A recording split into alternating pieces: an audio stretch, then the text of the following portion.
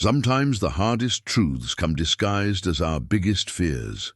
Every working mother knows that crushing weight of wondering if she's failing the people who matter most. Olivia Chen had built a billion-dollar tech company by age 30. She lived in a perfect mansion with manicured gardens and employed Grace, a young maid who kept everything running smoothly while Olivia worked 14-hour days. Her 4-year-old daughter had the best of everything: private tutors, organic meals, educational toys.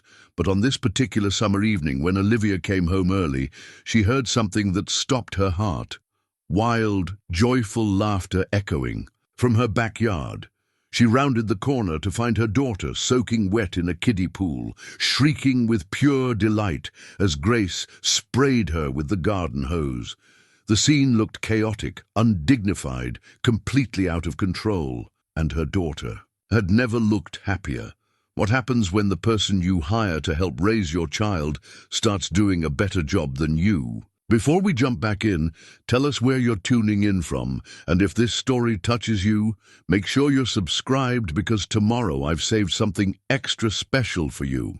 The morning had started like every other Tuesday in Olivia Chen's meticulously orchestrated life. At 5:47 a.m., her phone buzzed with the first of what would become 73 notifications before sunset. The Tokyo markets were fluctuating. The Berlin office needed approval for a merger. 3 venture capital firms were circling her company like sharks, sensing opportunity. Olivia slipped from Egyptian cotton sheets without disturbing the perfectly arranged pillows, her bare feet finding Italian marble that stayed cool even in the California heat.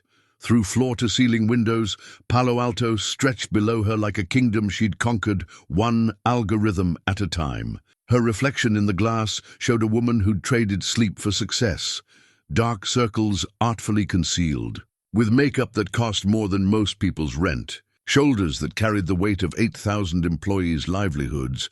The crystal award on her nightstand caught the morning light, fracturing it into rainbow patterns across the white walls. Tech Entrepreneur of the Year, the engraving.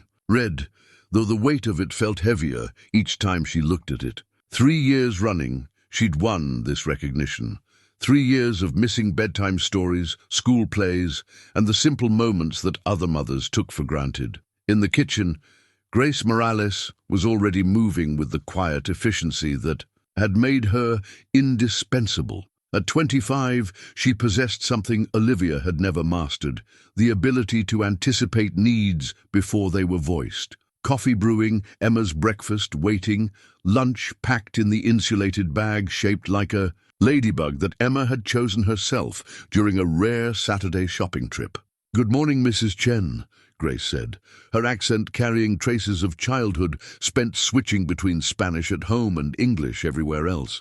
She wore her uniform with dignity: pressed white shirt, navy slacks, hair pulled back in a neat bun that somehow looked elegant rather than severe. Emma woke up asking if today was the day you'd drive her to school. The question landed like a stone in still water, creating ripples of guilt that Olivia immediately suppressed. "My 8:30 meeting moved to 7:15. Did you explain that Mommy has important work?" "Of course." Grace's expression remained neutral, but something flickered in her dark eyes. Understanding, perhaps, or disappointment. "She drew you a picture yesterday. It's on the refrigerator." Olivia glanced toward the stainless steel appliance, its surface decorated with Emma's artwork like a gallery of childhood dreams. This latest edition showed 3 stick figures under a yellow sun. One tall with long black hair labeled Mama, one shorter with curly hair labeled Grace, and a tiny one in the middle with outstretched arms labeled Me. The proportions bothered her. In Emma's 4-year-old perspective, Grace appeared as large as Olivia herself. "That's lovely," Olivia said, though her tone suggested otherwise. She sipped her coffee, Ethiopian beans, perfectly prepared, and scrolled through her phone. Market, reports, meeting agendas, the endless stream of decisions that couldn't wait. Emma appeared in the doorway like sunshine given form, her pajamas wrinkled from sleep, dark hair sticking up in impossible directions. She clutched a stuffed elephant named Mr. Peanut, a gift from Grace that had become her constant companion. The sight of her daughter should have melted every wall Olivia had built around her heart. Instead, it reminded her of everything she was failing to be. "Mommy!" Emma's face lit up with the kind of pure joy that adults spend their lives trying to recapture. "Are you staying for breakfast?"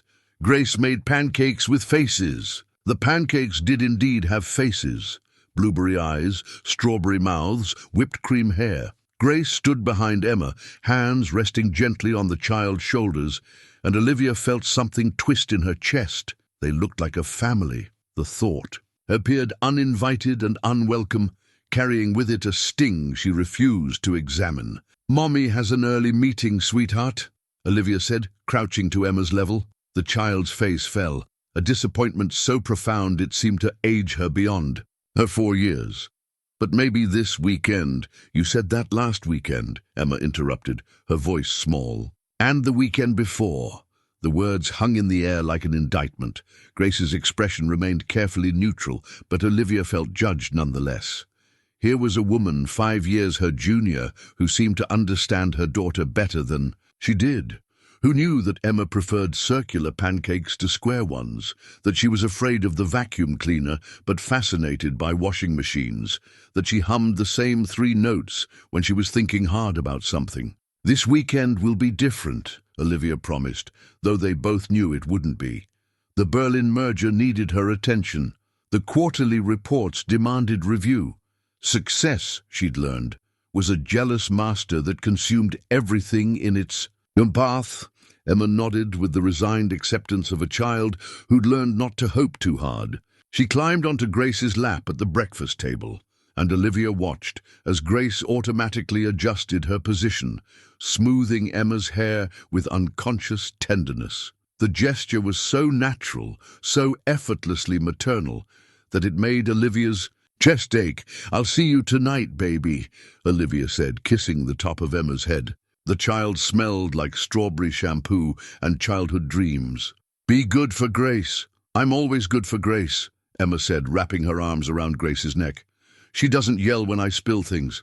Another stone, another ripple. When had Olivia become the kind of mother who yelled at spills? When had perfection become more important than patience? Grace's apartment was the converted guest house behind the main residence, a space Olivia had decorated with the same attention to detail she applied to everything else. Cream walls, earth-tone furniture, photographs of Grace's family in El Salvador arranged on floating shelves. The largest photo showed Grace at her high school graduation, flanked by proud parents who'd worked 3 jobs each to send their daughter to college. That degree in early childhood education hung framed beside her bed, a reminder of dreams deferred in service of others. Olivia knew these details not from conversation, but from the background check she'd commissioned before hiring. Grace, the young woman, sent half her salary home to support her younger siblings. She'd scored in the top 5% of applicants for the nanny position, but had never worked for a family of Olivia's wealth before. She read to Emma in both English and Spanish, taught her simple cooking, and never once complained about the long hours or demanding schedule. What the background check couldn't capture was the way Grace hummed while folding laundry, how she remembered everyone's birthdays, or the genuine affection in her voice when she spoke about Emma. These observations came from the hidden cameras Olivia had installed throughout the house, a security measure she told herself was standard for families of her status. Though she knew it was really about control, the cameras revealed a world that existed in her absence. Grace and Emma baking cookies on rainy afternoons, dance parties in the living room when they thought no one was watching, story time that stretched long past the scheduled bedtime, because Emma needed to know how it ends. These glimpses into their relationship created a complicated mix of gratitude and something darker that Olivia refused to name. Dr. Elena Martinez had been Emma's pediatrician since birth, a warm woman in her 50s who treated children with the kind of attention Olivia wished she could spare for her own daughter. During Emma's last checkup, Dr. Martinez had made observations that still echoed in Olivia's mind. Emma talks about Grace quite a bit, the doctor had said, consulting her notes. It's clear she has a strong attachment. That's wonderful. Stability is so important for children her age, though I do notice she seems a bit anxious when discussing her routine. Nothing concerning, just she's very focused on when people will be home, when they'll leave, that sort of thing. The implication was gentle but clear. Emma was developing the hypervigilance of a child who'd learned that the people she loved might disappear without warning. It was a wound Olivia recognized from her own childhood. The constant fear that this time her parents might not come back from their business trips, their late meetings, their endless pursuit of the success that always seemed just one more deal away. Marcus Chen, Emma's father and Olivia's ex-husband, appeared in their lives with the irregular frequency of a comet, brilliant when present, invisible most of the time. He worked in venture capital now, funding the dreams of entrepreneurs who reminded him of the man he'd been before marriage and fatherhood revealed the limitations of his ambition. Their divorce had been amicable in the way that only very expensive divorces can be, with lawyers smoothing every sharp edge, until all that remained was paperwork and shared custody arrangements that worked better in theory than practice. Marcus paid his child support on time and saw Emma every other weekend when his travel schedule allowed. He was charming, fun during his brief visits, and utterly unreliable for the day-to-day work of parenting. Emma loved him with the complicated intensity children reserve for parents who are perpetually just out of reach. Daddy promised to take me to Disneyland, Emma had announced the previous month, her eyes bright with anticipation. But Daddy's plans changed, as they always did, and it fell to Grace to comfort a disappointed child, while Olivia worked late and pretended not to hear. Emma's tears through the baby monitor. The Palo Alto neighborhood where they lived was a testament to the kind of success that money could buy. Massive homes sat on perfectly manicured lots, their residents insulated from the messiness of ordinary life by gates, gardeners, and household staff. Children here attended private schools with waiting lists, played on club soccer teams, coached by former professionals, and spoke multiple languages before kindergarten. But even in this rarefied world, Olivia stood out. She was younger than most of the other mothers, richer than all of them, and far more focused on career than community. The other mothers made polite conversation at school pickup when she occasionally appeared, but she could feel their judgment. They saw her designer clothes and $100,000 car and assumed she was another tech wife living off her husband's success. The truth that she'd built her empire herself somehow made their disapproval more pointed, not less. Mrs. Patterson from next door had made her feelings clear with the kind of suburban passive aggression that cut deeper than direct confrontation. "It's so nice that Emma has Grace," she'd said at the last neighborhood barbecue, watching Grace push Emma on the swing set they'd installed in the backyard. "Children need that maternal figure, don't they? Someone who can really be present." The words stung because they contained truth.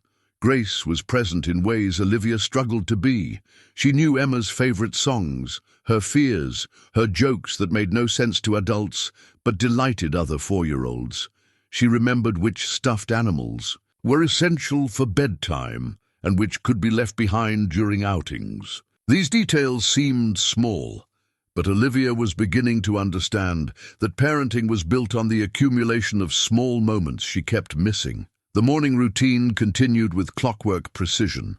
Emma dressed in clothes Grace had laid out the night before. Breakfast eaten while Olivia answered emails. Backpack checked for homework folders, permission slips, and the endless paperwork that elementary school required. Grace handled it all with quiet competence, while Olivia's mind raced ahead to board meetings and budget reviews. "Mrs. Chen," Grace's voice interrupted her scrolling through quarterly projections. "Emma's teacher sent a note home yesterday. She wants to schedule a conference." Olivia looked up from her phone, focusing on Grace's expression. The young woman looked uncomfortable, as if she were delivering news she'd rather avoid. What kind of conference? Is Emma having problems? Not problems exactly. Mrs. Rodriguez says Emma talks about wanting her mother to come to school events. She's been asking when you'll visit the classroom, attend the parent-teacher activities. The other children's parents, the sentence trailed off, but its meaning was clear. Other parents were present. Other parents made time for finger painting and alphabet songs and the 1,000 tiny rituals that marked their children's days. Olivia was the exception, the mother who sent her assistant to school plays and delegated love to hired help. "I'll make time," Olivia said, though her calendar suggested otherwise. The next 3 weeks were booked solid, with meetings that couldn't be moved, flights that couldn't be cancelled, decisions that couldn't wait. Maybe next month, when the Seoul launch settles down. Grace nodded with the same resigned acceptance Emma had shown earlier. It was becoming the family expression, hope tempered by experience, love shadowed by disappointment. As Olivia gathered her briefcase and car keys, she caught sight of herself in the hallway mirror. The woman looking back was successful, powerful, admired by thousands of employees and respected by industry peers. She was also a stranger to her own daughter, a mother who outsourced the most important job of her life to someone who did it better, with more patience, and certainly with more joy. The crystal award in her bedroom represented everything she'd achieved. But standing in her perfect house, watching Grace braid Emma's hair with practiced tenderness, Olivia wondered if success measured in dollars and accolades meant anything at all when weighed against a 4-year-old's need for her mother's undivided attention. The question would follow her through traffic, through meetings, through the endless demands of a day that stretched ahead like a marathon she no longer remembered choosing to run. The Tokyo call ran longer than expected.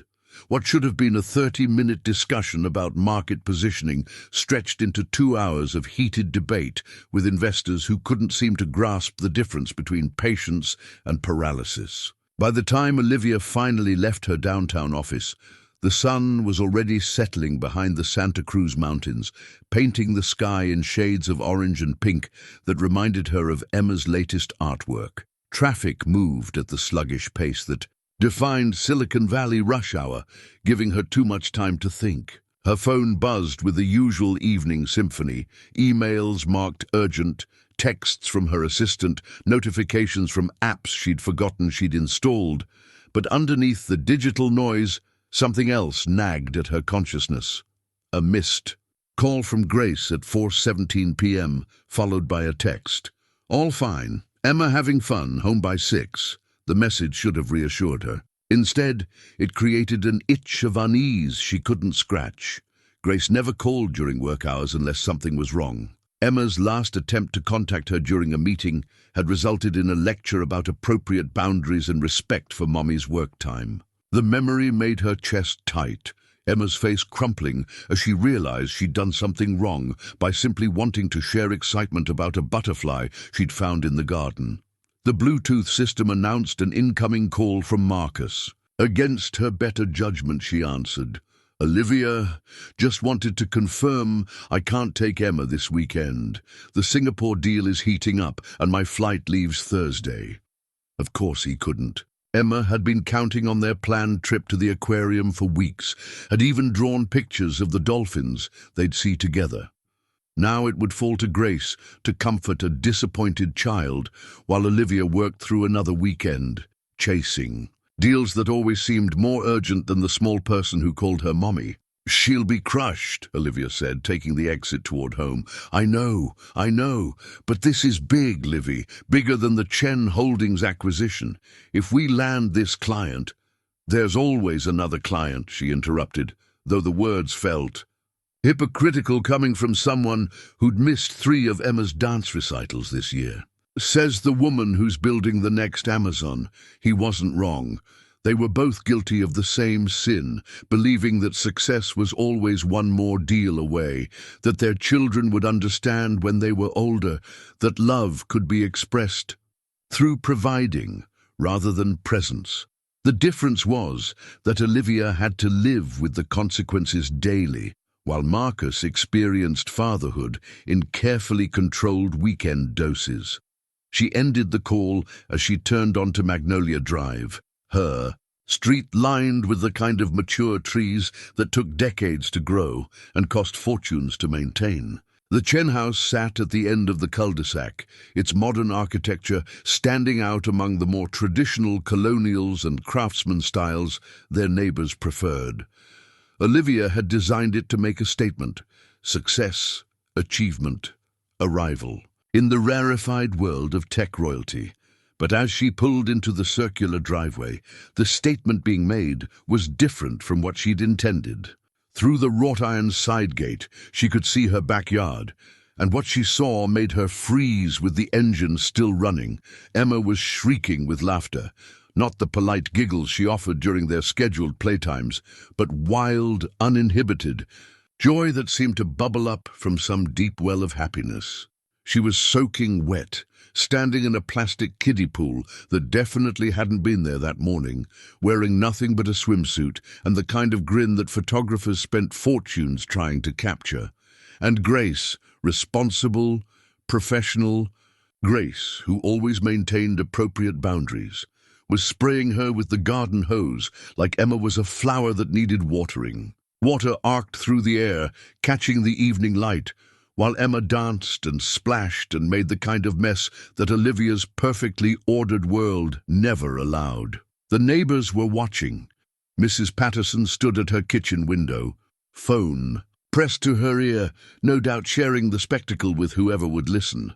The Johnsons had paused their evening walk, their faces showing the kind of polite concern that masked judgment. Even old Mr. Kim had emerged from his garage to witness what could only be described as chaos. Olivia's hands tightened on the steering wheel.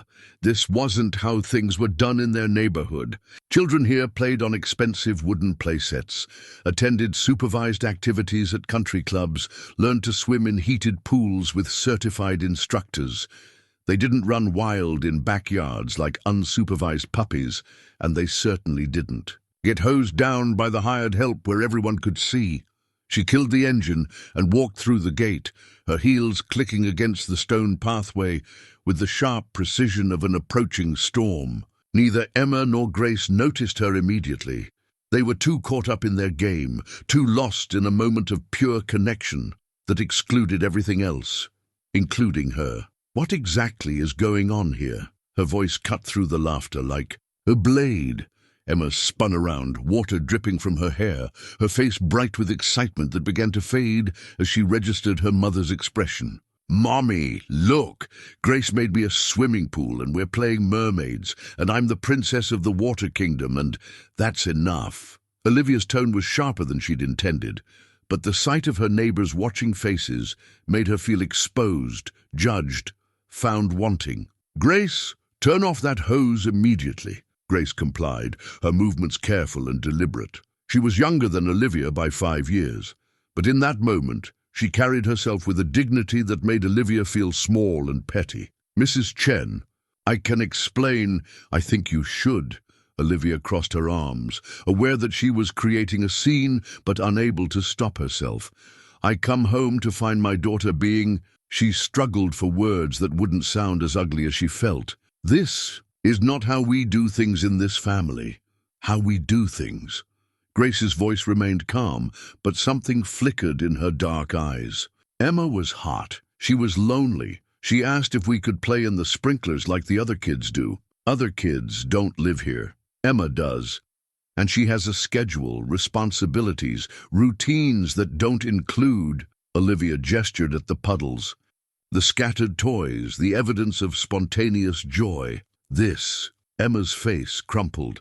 At 4, she couldn't understand the adult currents swirling around her, but she could sense anger, disappointment, the feeling that she'd done something terribly wrong. "Did I be bad, Mommy? I just wanted to play." The question pierced something vital in Olivia's chest. Her daughter stood there dripping and confused, caught between two women who both claimed to know what was best for her, but seemed to speak entirely different languages of love. "You weren't bad, sweetheart," Olivia said, softening her voice. "But we have rules about playing outside, about making messes." Grace said it was okay, Emma whispered, looking between them like a child caught in a custody battle. And there it was, the thing that had been building for months, maybe years. Emma's automatic deference to Grace's judgment, her assumption that Grace's approval mattered as much as her mother's, perhaps more. The woman Olivia paid to keep her household running had somehow become a second mother, complete with the authority to make decisions about Emma's day, her fun, her happiness. "Grace isn't your mother," Olivia said, the words coming out harder than she'd planned. "I am." Silence fell like a curtain. Emma's eyes filled with tears she was too young to understand. Grace's face remained carefully neutral, but her hands clenched at her sides. The neighbors had gone inside, but Olivia could feel their continued attention like heat from a hidden fire. "I never said I was," Grace replied quietly, "but I am the one who's here when she needs comfort. I'm the one who knows she's afraid of thunderstorms and loves butterfly songs and cries when she thinks no one is paying attention to her." The accusation hung in the air between them, unspoken but clear. Grace was here. Olivia wasn't. Grace knew Emma's fears and joys. Olivia knew her schedule and academic benchmarks. Grace gave spontaneous hugs. Olivia gave expensive gifts and promises of quality time that never materialized.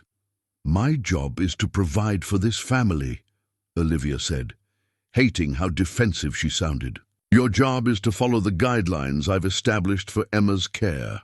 And if those guidelines don't leave room for a child to be a child," the question hit like a physical blow. Grace had stepped over a line they'd never acknowledged, but both understood. The boundary between employee and family member, between professional duty and personal investment. She was challenging not just Olivia's rules, but her entire approach to motherhood. Emma's tears came harder now, great gasping sobs that seemed too large for her small body. She ran to Grace, wrapping wet arms around the young woman's legs, seeking comfort from the person who'd never made her feel like her joy was an inconvenience. "I want Grace to stay," Emma hiccuped into Grace's uniform.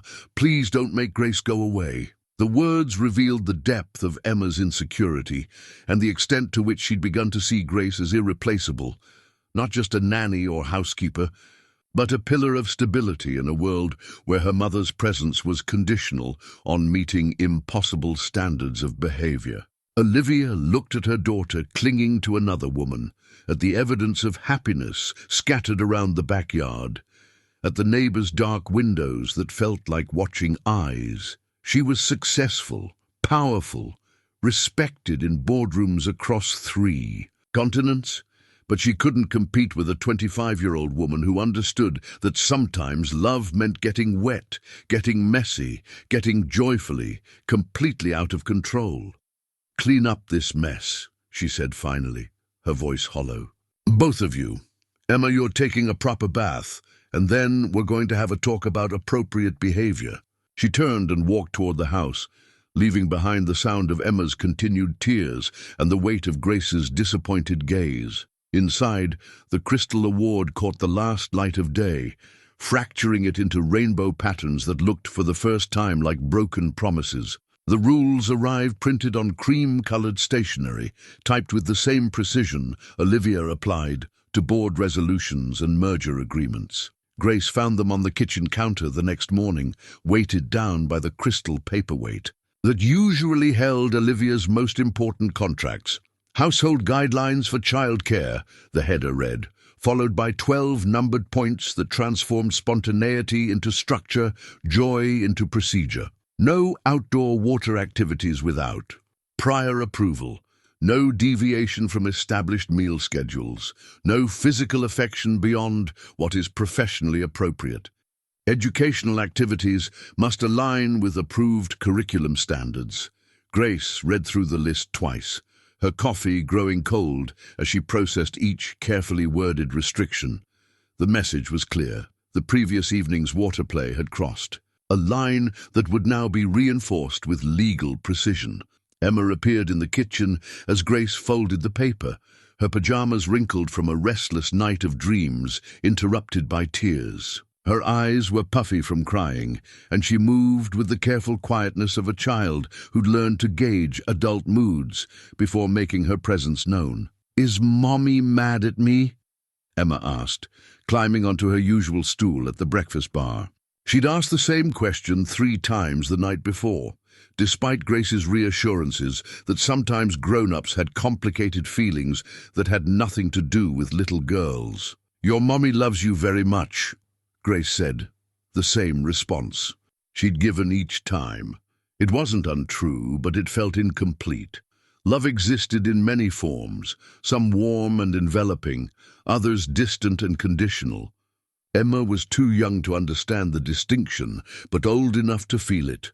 Grace prepared breakfast according to the approved menu: steel-cut oats with organic berries, arranged in a pattern that Emma usually found delightful. Today, the child pushed the fruit around her bowl without eating, creating swirls of pink and purple that reminded Grace of yesterday's joy dissolved in tears. "Can we play mermaids again?" Emma asked hopefully. The question pierced Grace's chest. She thought of the new rules upstairs, of Olivia's face when she'd seen the neighbors watching, of the professional boundary she was expected to maintain between care and affection. How did you explain to a 4-year-old that love had terms and conditions? "We'll find other ways to have fun," Grace said carefully. "Maybe we could read stories about mermaids instead." Emma's face fell, but she nodded with the resigned acceptance. That was becoming her default expression. The sight made Grace's hands clench around her coffee mug. She'd grown up in a house where laughter spilled over boundaries, where her mother's hugs came without scheduling, where being a child was celebration enough. The morning routine proceeded with newfound awkwardness. Grace found herself second-guessing every interaction, measuring spontaneous gestures against professional standards. When Emma skinned her knee on the playground equipment, Grace's instinct was to scoop her up, offer comfort with the full-body embrace that had always stopped her. Tears. Instead, she provided a bandage and verbal reassurance, watching Emma struggle to understand why the person who usually made everything better was suddenly keeping careful distance. Mrs. Rodriguez, Emma's preschool teacher, noticed the change immediately. She was a woman in her late 40s who dedicated her life to understanding children's unspoken needs, and Emma's withdrawal triggered her maternal alarm system. "Emma seems a bit subdued today," she mentioned when Grace arrived. Over pickup. During sharing time, she told the class that her mommy said she's not allowed to play with water anymore. The other children were asking why. Grace felt heat creep up her neck. She could imagine the scene. Emma trying to process adult conflicts through a child's logic, sharing her confusion with peers who couldn't possibly understand the complex dynamics of employment boundaries and maternal insecurity. "There was a misunderstanding yesterday," Grace said carefully. "We're working through some new guidelines." Mrs. Rodriguez's expression suggested she understood more than Grace was saying. Teachers, Grace had learned, developed a sixth sense for family dynamics that adults tried to hide. They saw which children thrived and which ones carried the weight of grown-up problems in their small shoulders. That afternoon, Grace received the first of what would become many phone calls from her sister Maria in El Salvador. The conversation started with family news. Their youngest brother Carlos had been accepted to university. Their mother's arthritis was acting up with the rainy season, but eventually circled back to Grace's increasingly complicated situation. "You sound tired, Hermana," Maria said, her voice carrying across the distance with the clarity that modern technology made possible and homesickness made painful. "Is everything all right with the family you work for?" How could Grace explain that? She'd become too invested in a child who wasn't her own, that she'd forgotten the invisible line between professional care and maternal love, that she was being paid to provide one while her heart insisted on offering the other. "It's complicated," Grace said, watching Emma color at the kitchen table. with the focused intensity she brought to everything she did. The drawing showed 3 figures under a bright sun, but this version was different from previous ones. The figure labeled Grace was smaller now, positioned at a careful distance. From Mama and me. Complicated how? Are they treating you well? The question made Grace pause. On paper, the Chen family treated her exceptionally well. Her salary was generous, her living quarters comfortable, her benefits comprehensive. But there were different kinds of treatment. The professional courtesy that maintained appropriate distance, and the human recognition that acknowledged the fullness of who she was. Mrs. Chen is protective of her daughter, Grace said finally. She has very specific ideas about how Emma should be raised. What she couldn't say was that those ideas seemed to exclude joy, mess, and the kind of spontaneous affection that children craved like sunlight. Emma was being raised like a small adult, expected to regulate emotions and desires that she was developmentally incapable of managing on her own. "And you disagree?" The question hung in the air while Grace watched. Emma carefully colored within the lines, her small tongue poking out in concentration. The child was trying so hard to be good, to follow rules that made no sense to her 4-year-old heart, to earn approval from a mother who seemed perpetually disappointed by the messiness of childhood. "I think children need room to be children," Grace said quietly. That evening, when Olivia returned from another extended day at the office, she found Emma sitting on the living room couch with perfect posture, hands folded in her lap, looking more like a miniature executive than a preschooler. The sight should have been satisfying, evidence that her new guidelines were working, that structure was being restored to her household.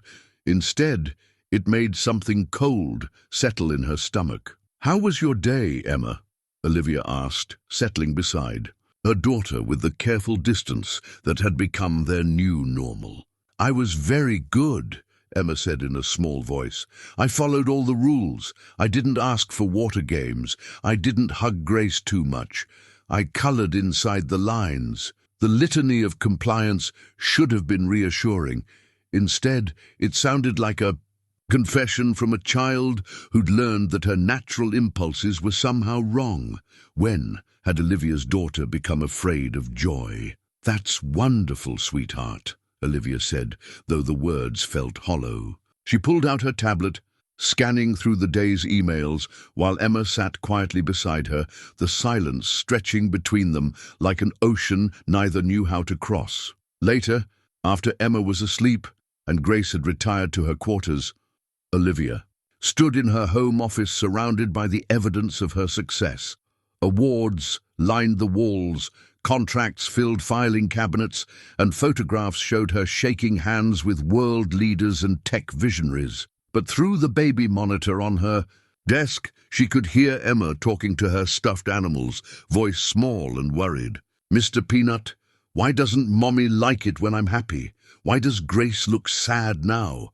Did I do something really, really bad?" The questions pierced through every professional achievement, every milestone reached, every goal conquered. Her daughter was learning to be afraid of happiness, to associate joy with disappointment, to believe that love was something that had to be earned through perfect behavior. And Grace was following orders with the professional compliance Olivia had demanded, but the light had gone out of her interactions with Emma.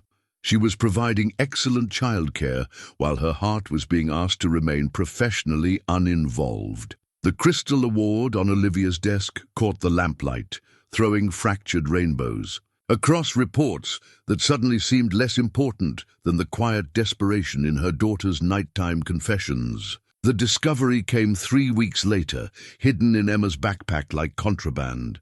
Olivia was searching for a permission slip that Grace mentioned needing her signature when her fingers found something unexpected, a small spiral notebook with a purple cover decorated with butterfly stickers, Emma's journal, though she was too young to call it that. Inside, crayon drawings told stories that Emma had dictated to Grace in careful 4-year-old language, each page dated in Grace's neat handwriting. The entries painted a picture of childhood that existed in the spaces between Olivia's absence. Today, I helped Grace make cookies, and I only dropped one egg, and she said that's okay, because even grown-ups drop things sometimes, and we laughed, and the cookies tasted like happiness. Grace taught me to say I love you in Spanish.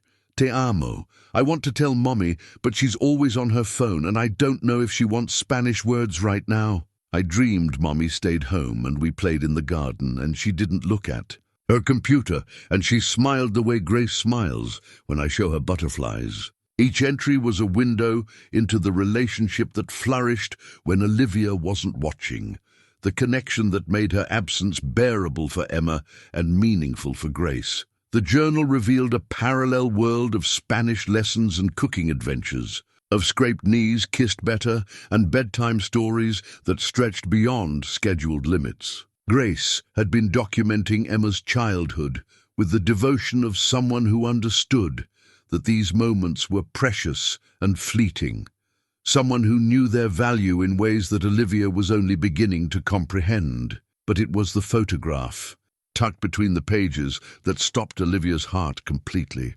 A selfie Grace had taken during one of their afternoon walks, both of them grinning at the camera while Emma held up a dandelion like a trophy. On the back, in Emma's careful printing, Grace and me finding wishes.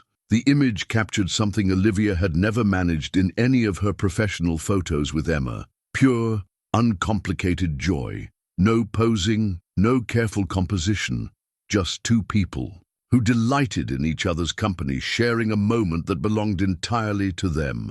Olivia closed the journal with shaking hands, understanding that she'd crossed a line by reading it. These were Emma's private thoughts, her way of processing, a world that had become increasingly confusing since the new rules were implemented.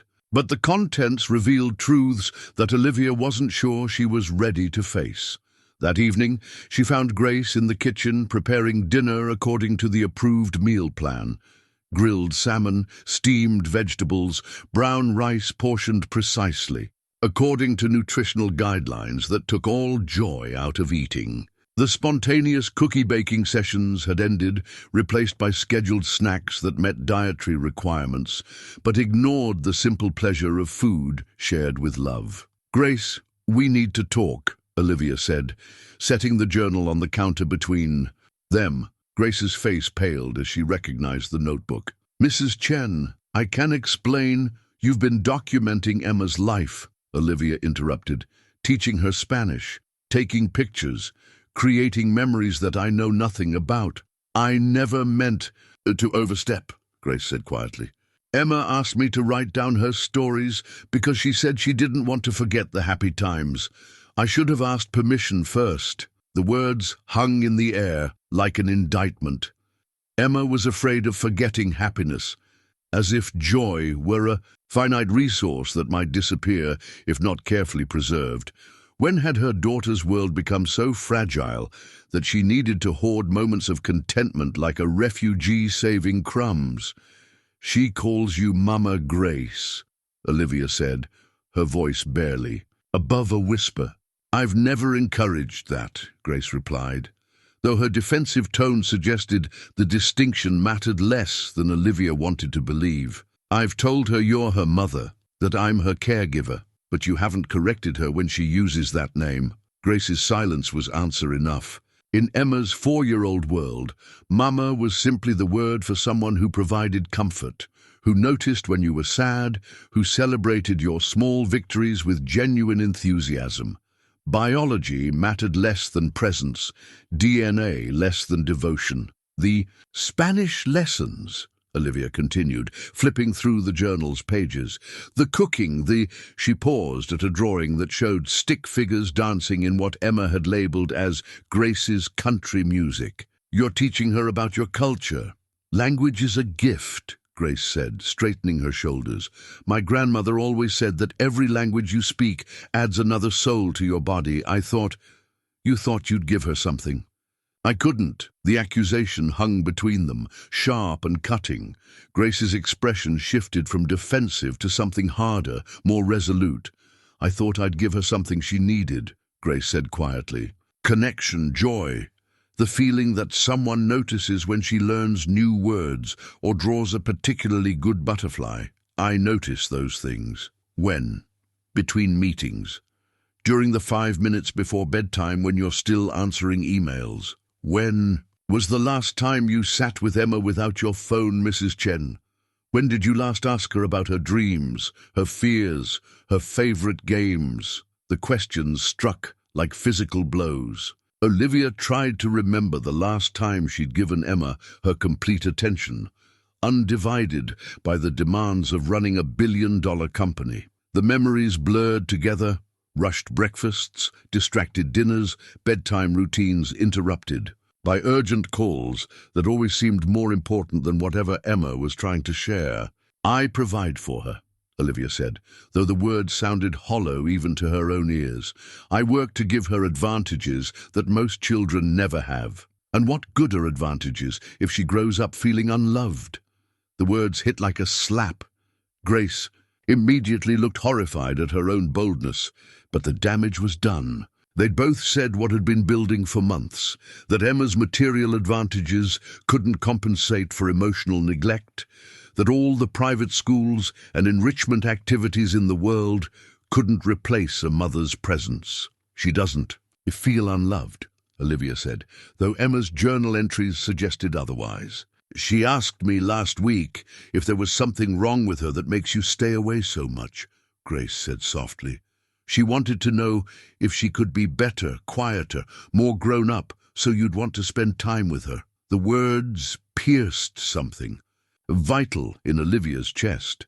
Her driven, accomplished 4-year-old was trying to earn love through performance, to become worthy of attention by suppressing the very qualities that made her a child. The pattern felt sickeningly familiar. Hadn't Olivia spent her own childhood trying to be impressive enough to warrant her parents' time? That's not, she knows I love her, does she? Because love isn't just a feeling, Mrs. Chen. It's time, it's attention, it's choosing to be present even when being absent would be easier. Grace's voice carried the weight of someone who'd grown up in a family where love was expressed through presence rather than presence, where children's emotional needs took precedence over professional obligations. She was speaking from a different philosophy of parenting entirely, one that valued being overachieving, connection over success. You think I'm a bad mother, Olivia said, the admission scraping her throat raw. I think you're a mother who's forgotten that children measure love in moments, not money, Grace replied gently. Emma doesn't need a perfect mother. She needs a present one. That night, Olivia lay in bed staring at the ceiling while Emma's journal entries echoed in her mind. Her daughter was growing up in the care of someone who noticed butterflies and celebrated dropped eggs, who spoke words of love in multiple languages and documented childhood with the reverence of someone who understood its brief, precious nature. Meanwhile, Olivia was building an empire that would mean nothing if she lost the one person who mattered most. She'd spent 4 years trying to give Emma everything, only to discover that everything was meaningless without the one thing her daughter craved most, her mother's undivided love. The crystal award on her nightstand caught the moonlight filtering through silk curtains, throwing fractured reflections across walls that suddenly felt like the boundaries of a very expensive prison. She'd achieved everything she'd dreamed of professionally, but somewhere along the way, she'd forgotten that the most important job she'd ever have was the one that required no credentials, no board approval, no strategic planning, just showing up, paying attention, and loving without conditions. Through the baby monitor, she could hear Emma talking to her stuffed animals in the mixture of English and Spanish that Grace had taught her, her small voice carrying the weight of questions, too large for her small heart to hold alone. The email arrived on a Friday morning, marked with the red flag that indicated school communications requiring immediate attention. Olivia almost missed it amid the flood of merger updates and quarterly projections. But something about the subject line, Emma Chen parent conference request, made her pause. Mrs. Rodriguez had written with the diplomatic language that teachers perfected when addressing delicate situations. Emma was a bright, articulate child who participated well in classroom activities, but recent behavioral changes warranted discussion. Could they schedule a meeting at Mrs. Chen's earliest convenience? The phrase behavioral changes sent ice through Olivia's veins. She immediately called the school, her assistant rearranging 3 meetings to accommodate an emergency conference that afternoon. Stepping into Emma's preschool classroom felt like entering an alternate universe. One, designed for small hands and boundless imagination, rather than profit margins and market domination. Tiny chairs, surrounded tables covered in finger paintings, building blocks created impossible architectural structures, and a reading corner promised adventures that required nothing more than turning pages. Mrs. Rodriguez greeted Olivia with the warm professionalism that made her beloved by children and trusted by parents. She was a woman who'd spent 20 years learning to read the subtle signs that indicated when small souls were struggling with burdens too large for their shoulders. "Thank you for coming on such short notice," Mrs. Rodriguez said, gesturing toward adult-sized chairs that looked comically oversized in the miniature environment. "I wanted to discuss some observations about Emma's interactions with her peers." They settled into chairs that creaked under the weight of grown-up concerns, while around them, evidence of childhood learning covered every available surface. Emma's artwork was prominently displayed, careful drawings that showed remarkable attention to detail for a 4-year-old, each one signed with the precise lettering that Grace had taught her. "Emma is intellectually advanced for her age," Mrs. Rodriguez began carefully. "Her vocabulary is impressive, her reasoning skills exceptional. But lately she's been—" The teacher paused, choosing words with visible care. "She's been asking questions that concern me." "What kind of questions?" "Yesterday, during circle time, she asked if other children's mommies loved them more because they came to school events. When Tommy's mother arrived for volunteer reading, Emma wanted to know why some mommies could take time away from work while others couldn't. The questions landed like physical blows." Emma was comparing her situation to her peers, learning that other families operated under different rules where mother's presence wasn't rationed like precious resources. "She's also been talking about Grace quite frequently," Mrs. Rodriguez continued gently. "The children know Grace as the person who picks Emma up, who comes to parent-teacher conferences, who volunteers for field trips. Some of them have started asking Emma if Grace is her mother." The classroom suddenly felt too small, too warm, too filled with evidence of the childhood experiences Olivia was missing. Around them, colorful displays showed family trees created by Emma's classmates, stick figure portraits of mothers and fathers and siblings, each drawing radiating the simple certainty that families showed up for important moments. "What does Emma say when they ask that?" She gets confused. Last week she told Maria Santos that she has 2 mothers, one who works and one who takes care of her. When I asked her to explain, she said that Grace knows about bandages and bedtime stories, but you know about computers and important phone calls. The division was neat, logical, and devastating. In Emma's 4-year-old understanding, motherhood had been split into functional categories: emotional care and financial provision, nurturing and achievement, presence and absence. She'd learned to expect different types of love from different people because the complete version seemed unavailable from any single source. "Has she mentioned being upset about this arrangement?" Olivia asked, though she already knew the answer. From Emma's journal entries, "She doesn't express anger," Mrs. Rodriguez said carefully, "but she's become increasingly anxious about schedules, about when people will arrive and when they'll leave. She checks the clock frequently, asks repeatedly about pickup times, and sometimes panics if Grace is even a few minutes late." The hypervigilance of a child who'd learned that the people she loved had a tendency to disappear. Emma was developing emotional radar, constantly scanning for signs that her security might be threatened, that the one person who showed up consistently might also prove unreliable. I think Emma would benefit from more predictable involvement from her primary caregiver, Mrs. Rodriguez said with diplomatic gentleness. Children her age need to feel secure in their most important relationships. The euphemism was kind, but clear. Emma needed her mother to start acting like one, not the part-time distracted version who squeezed parenting into available calendar slots, but the consistent, present parent who prioritized her child's emotional needs above professional demands. Driving home through Silicon Valley traffic, Olivia found herself noticing things she'd previously ignored. Soccer fields filled with children whose parents cheered from sidelines. Playgrounds where mothers pushed swings and celebrated successful trips down slides.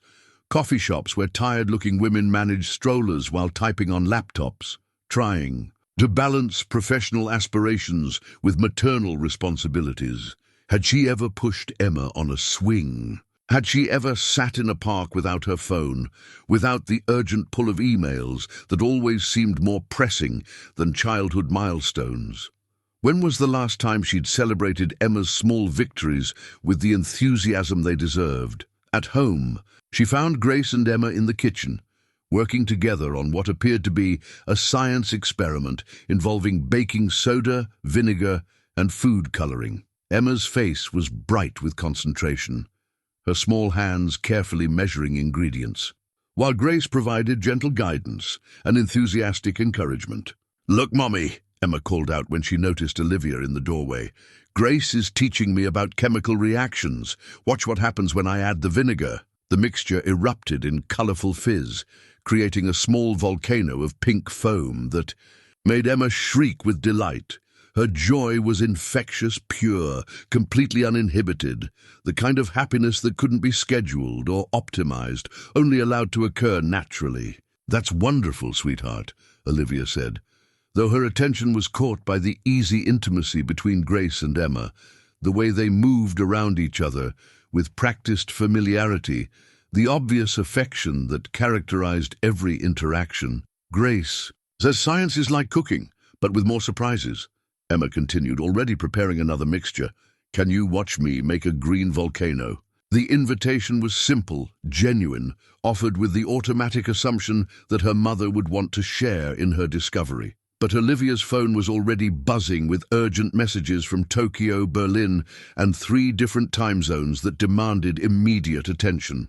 "Mommy has some calls to make, sweetheart," she said, the excuse rolling off her tongue with practiced ease. "But maybe later we can—" Emma's face fell with the speed of a closing curtain. In that instant, Olivia saw her daughter absorb another lesson about priorities. Another confirmation that important phone calls trumped chemical volcanoes, that business always came before the simple pleasure of watching baking soda fizz. "It's okay," Emma said with resignation that broke Olivia's heart. "Grace likes watching my experiments."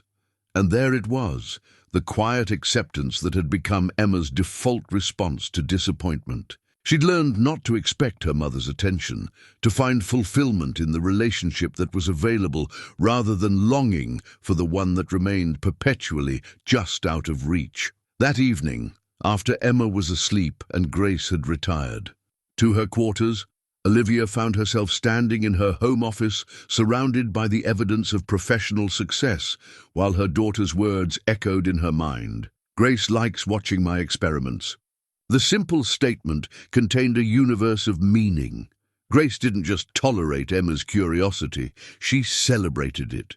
Grace didn't just supervise activities, she participated with genuine enthusiasm. Grace didn't just provide childcare, she offered the gift of undivided attention that made Emma feel valued, seen, completely loved. Through the baby monitor, Emma's small voice drifted across the quiet house as she told her stuffed animals about the day's adventures. Every story featured Grace as the central figure, teacher, playmate, audience for small triumphs that her mother kept missing in favor of larger victories that suddenly seemed less important. The music box had been Emma's most treasured possession since her 2nd birthday, a delicate thing of painted porcelain and golden hinges that played Brahms' lullaby when wound. It featured a tiny ballerina who spun endlessly in pursuit of dreams, her arms outstretched in perpetual hope. Emma had named her Isabella and told elaborate stories about the dancer's adventures in far-off kingdoms where everyone was loved exactly as they were. The breaking happened on a Tuesday evening when everything that had been building beneath the surface finally erupted with the destructive force of a 4-year-old's overwhelming emotions. Olivia had arrived home 40 minutes later than promised, her explanation about traffic delays falling on ears that had heard similar excuses too many times. Emma had been waiting by the window, dressed in the special outfit Grace had helped her choose for their planned tea party. A rare event Olivia had scheduled between conference calls to Seoul and a board meeting she'd ultimately couldn't skip. Maybe? "And tomorrow, sweetheart," Olivia said, her phone already ringing with the call she'd been expecting. "Mommy has to take this. It's very important." The words, "very important," had become Emma's trigger phrase, the signal that whatever moment she'd been anticipating was about to be sacrificed on the altar of professional necessity. She watched her mother disappear into the home office, leaving behind the scent of expensive perfume and the promise of quality time that would once again be deferred. The tantrum that followed was unlike anything Grace had witnessed in 2 years. Of caring for Emma, it started as tears but escalated into something primal, rage at promises broken, confusion at love that felt conditional, desperation for attention that never lasted long enough to satisfy the hunger in her small heart. Emma swept everything off her bedroom dresser in one violent motion, sending picture books and art supplies and small treasures flying across the hardwood floor. The music box hit the corner of her toy chest with a sound that seemed to echo through the entire house, the crystalline crack of something precious being destroyed beyond repair. The ballerina's head separated from her body, the melody mechanism jammed into silence, and Isabella lay in pieces among the scattered remnants of childhood security. Emma stared at the destruction she'd caused, her rage transforming instantly into horror as she realized what she'd done. "Isabella!" she screamed, dropping to her knees among the porcelain fragments. "Grace, Grace, help me! I broke Isabella!" Grace found Emma trying to put the pieces back together with 4-year-old logic, pressing fragments against each other as if will alone could undo the damage. Tears streamed down her face as she cradled the ballerina's severed head, whispering apologies to a toy that had been her confidant through every difficult adjustment. "It's okay, mi amor," Grace said, settling beside Emma on the floor. She'd stopped using Spanish endearments after Olivia's new guidelines, but some comfort transcended professional boundaries. "We'll see if we can fix her. She's broken," Emma sobbed. "I broke her because I was angry, and now she can't dance anymore, and the music is gone, and—" Her words dissolved into hiccups as the magnitude of loss overwhelmed her small frame. Grace gathered Emma into her arms, guidelines forgotten in the face of genuine grief. The child clung to her with desperate intensity, seeking comfort from the one person who'd never made her feel like her emotions were inconvenient interruptions. "Why doesn't Mommy want to have tea parties with me?" Emma whispered against Grace's shoulder. "Is it because I'm not good enough? Because I ask too many questions? Because I'm not quiet like grown-ups?" The questions pierced Grace's heart. At 4, Emma was already internalizing the message that her natural childhood needs were somehow burdensome, that love had to be earned through behavior modification rather than given freely as her birthright. "Your mommy loves you very much," Grace said, the response feeling increasingly hollow with repetition. "Sometimes grown-ups have complicated—" "No." Emma pulled back, her face fierce with the kind of honesty that only children possess. "If she loved me, she'd want to play with me. She'd want to hear about my day and watch my experiments and have tea parties like other mummies do." The truth of it hit Grace like a physical blow. Emma had reached the age where she could compare her experiences to those of her peers, where she understood that other children's mothers showed up differently. The elaborate explanations about work pressures and important responsibilities couldn't disguise the simple reality that Emma craved, undivided attention from the person who'd brought her into the world. "She works to take care of you," Grace tried again, though the words felt false even as she spoke them. "You take care of me," Emma said simply. "You read to me and play with me and know that I don't like crusts on sandwiches and that thunderstorms make me scared. Mommy knows about computers." The division was stark, cruel in its accuracy. In Emma's experience, mothers came in two types, those who nurtured and those who provided. She'd learned to expect emotional care from Grace and financial security from Olivia, never understanding that these roles were supposed to be integrated into one person's love. From downstairs, they could hear Olivia's voice through the home office door, animated and engaged as she discussed market penetration and consumer demographics with colleagues who received the enthusiasm Emma craved. The contrast was devastating. Passion reserved for professional challenges, while parental duties were handled with dutiful efficiency. "I want you to be my real mommy," Emma whispered, the confession hanging in the air like a betrayal of everything they'd all been pretending. Grace felt her heart break completely. This was the moment she'd been dreading, the inevitable result of loving a child who wasn't legally, biologically, or professionally supposed to be hers. Emma's attachment had grown beyond appropriate boundaries, but so had Grace's own maternal instincts. "I can't be your mommy, sweetheart," Grace said gently, though every word cost her something vital. "You have a mommy who loves you. You're the one who stays," Emma interrupted with devastating clarity. "You're the one who doesn't leave me." The accusation in those simple words was overwhelming. Grace stayed because she was paid to stay, but also because leaving had become unthinkable. Emma had worked her way into Grace's heart with the persistence of childhood need meeting maternal instinct, creating bonds that employment contracts couldn't adequately define. That evening, after Emma had cried herself to sleep, clutching the headless ballerina, Grace sat in her small apartment staring at photographs of her own family in El Salvador. Her youngest sister had graduated high school the previous month, an achievement made possible by the money Grace sent home faithfully. Her mother's diabetes medication was covered by Grace's earnings. Her brother's university tuition depended on her continued employment, but the financial necessities that had brought her to the Chen household felt increasingly complicated by emotional realities she hadn't anticipated. She'd taken the job to support her family's future, not to fall in love with a lonely little girl who needed more than professional childcare could provide. Her phone buzzed with a text from her sister Maria. "Carlos got accepted to medical school. He says he's going to be a doctor who helps kids, just like you help that little girl you love so much." The message was intended as celebration, but it highlighted the impossible position Grace found herself in. She was helping Emma, loving her, providing the emotional sustenance that made her days bearable. But she was also enabling a system that allowed Olivia to outsource the most important parts of motherhood while maintaining the illusion that success could substitute for parental presence.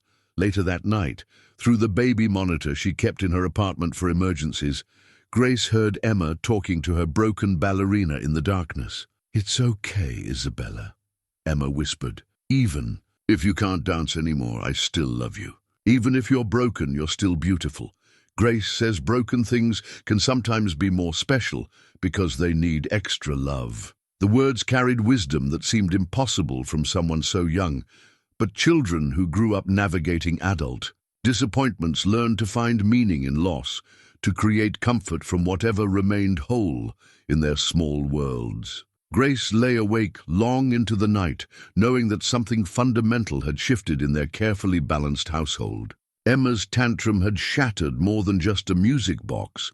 It had broken the pretense that professional childcare could adequately substitute for maternal love, that children's emotional needs could be managed through guidelines and appropriate boundaries.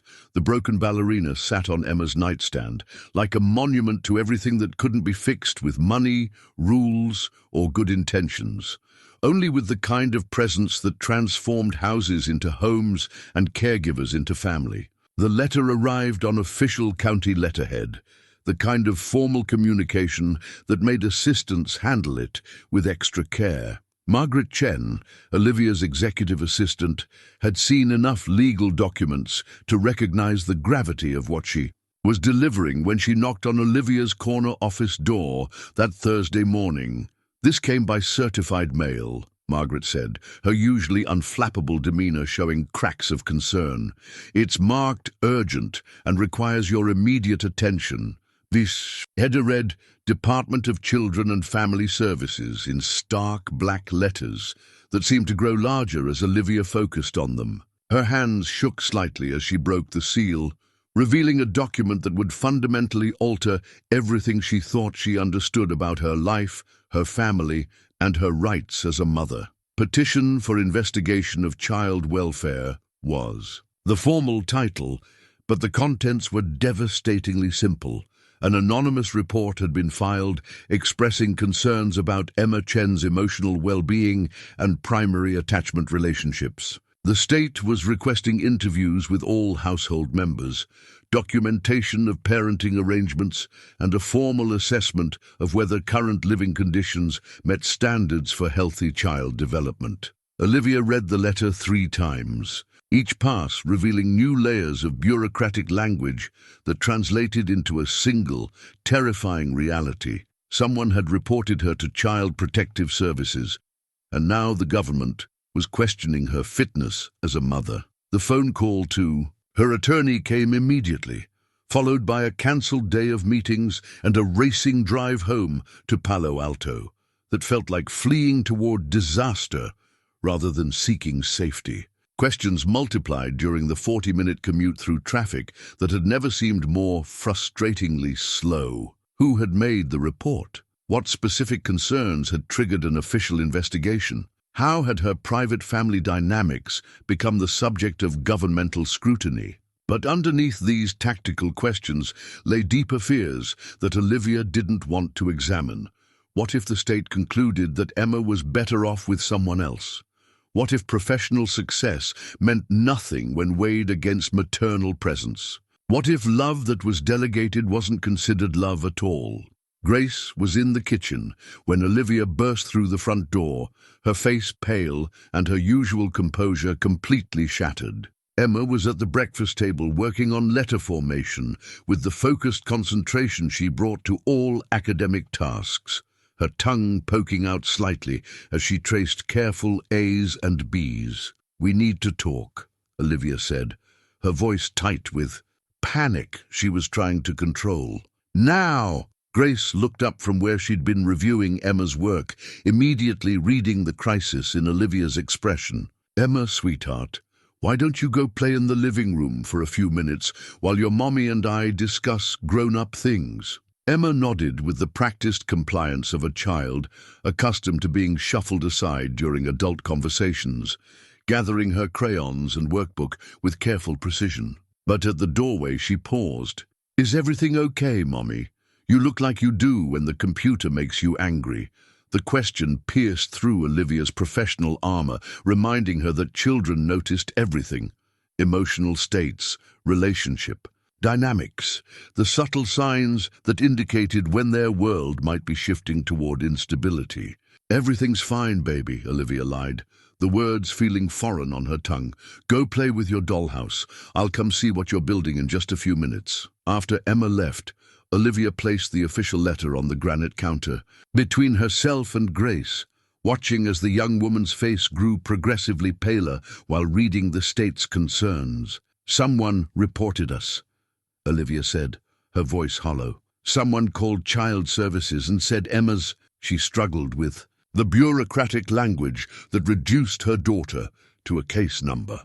"They're questioning her attachment patterns, her emotional stability, whether she's receiving adequate parental attention." Grace set down the letter with shaking hands. "Mrs. Chen, I would never contact authorities about your family. You have to believe that." "I know it wasn't you," Olivia said, though the thought had crossed her mind during the panicked drive home.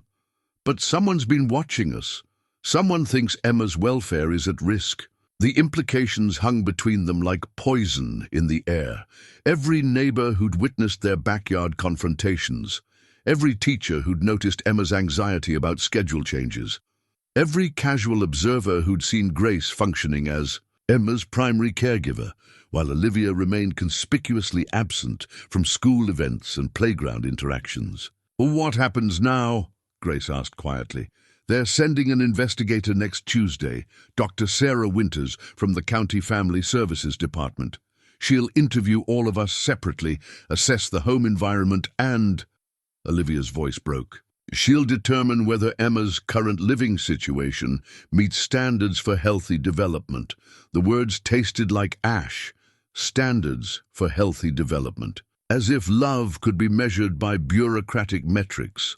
As if maternal fitness could be evaluated through checklists and professional assessments. "What do they want to know?" Grace asked, her professional composure masking what Olivia was beginning to recognize as genuine terror.